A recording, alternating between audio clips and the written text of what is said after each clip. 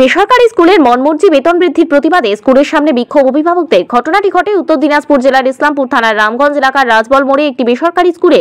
অভিভাবকদের দাবি, গত 2 মাস আগে স্কুলের শুভ উদ্বোধন করা হয়। সে সময় অফারের নাম করে 1 থেকে 50 জন ছাত্রছাত্রীকে সম্পূর্ণ ফ্রিতে ভর্তি নেওয়া হবে, এমনই অভিভাবকদের বলা হয়। পরবর্তীতে কোনো অফার নেই বলে স্কুল কর্তৃপক্ষ জানান। যদিও সে সময় স্কুলের বেতন প্রতি মাসে 350 টাকা বলা হয়, পরে সেই বেতন 400 টাকা প্রতি মাসে ধার্য করা হয়েছে বলে জানান স্কুল কর্তৃপক্ষ। অতিরিক্ত বেতন বাড়ানোর দাবিতে বেসরকারি স্কুলের সামনে বিক্ষোভ করেন। অভিভাবকদের দাবি, ভর্তির সময় কথা বলে এক, এখন পড়তে সে আরেক। আমাদের সাথে কথা না বলেই বেতন বাড়ানো হয়, এমনকি কোনো রকম ভাবে আমাদের জানায়নি, তাই এসে স্কুলের সামনে বিক্ষোভ দেখাচ্ছি। তবে এই বিষয়ে স্কুল কর্তৃপক্ষের সাথে যোগাযোগ করা হলে তারা এই বিষয়ে কোনো মন্তব্য করবেন না বলে জানান। তবে এই বিষয়ে অভিভাবকরা জানান, যদি খুব দ্রুত সমস্যার সমাধান না করে তাহলে আইনত মামলা করবেন, ক্রেতা সুরক্ষা দপ্তরে যাবেন বলে জানান তারা। রাজবল স্কুল কত করে ফি অ্যাডমিশন ফি কি বলেছিল আপনাকে?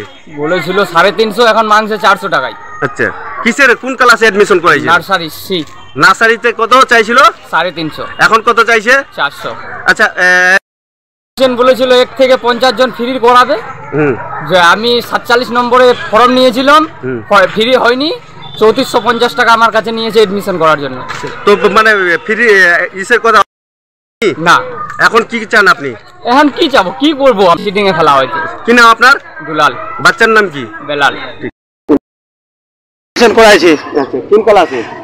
2 ক্লাসে। কি হয়েছে, কত করে নিয়েছে? 400 টাকা কথা হয়েছিল, এখন 450 টাকা। 300 টাকা 350 বলে 400 টাকা করে নিচ্ছে না? 400 বলেছিল, 450। 450 বলে 450 নিচ্ছে।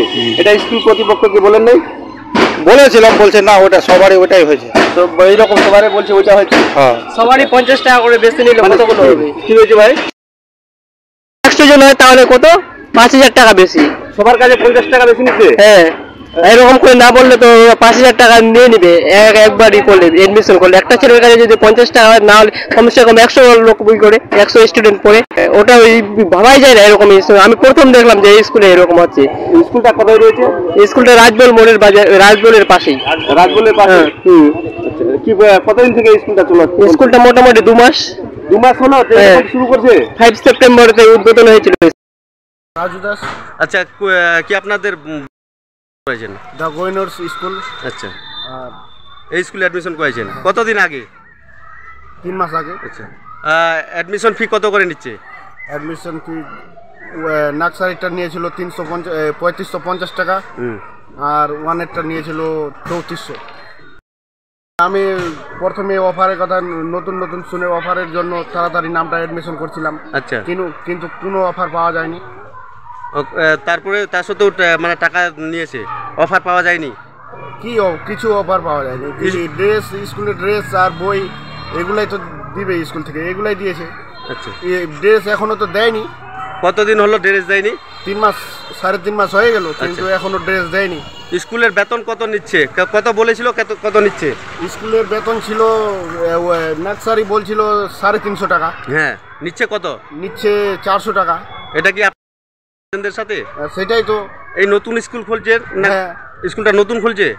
নতুন খুলে এই প্রতারণা শুরু করছে।